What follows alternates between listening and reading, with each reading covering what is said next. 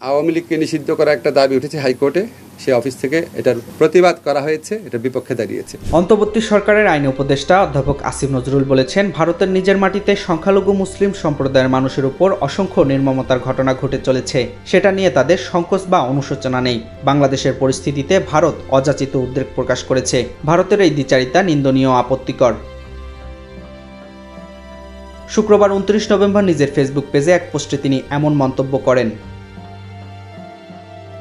Voice of America বাংলাদেশের জরিপে উদ্ধৃতি দিয়েছেন, আইন উপদেষ্টা বলেন, বাংলাদেশের অধিকাংশ মানুষ 64.1% মনে করেন অন্তর্বর্তী সরকার দেশের সংখ্যালঘু জনগোষ্ঠীর বিগত আওয়ামী লীগ সরকারের চেয়ে বেশি নিরাপত্তা দিতে পারছে। আমরা নিজেরাও দেখছি ছাত্র সংগঠন, মাদ্রাসা ও রাজনৈতিক দলগুলো বাংলাদেশের মানুষের সাম্প্রতি দুর্গাপূজার সময় কিভাবে সংখ্যালঘু নিরাপত্তার জন্য কাজ করেছে।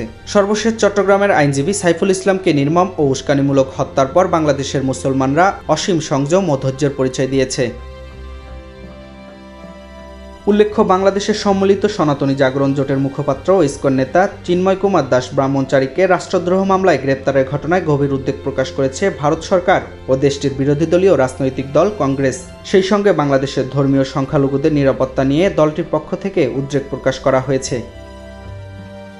মারুফ হোসেন, বার্তা 24।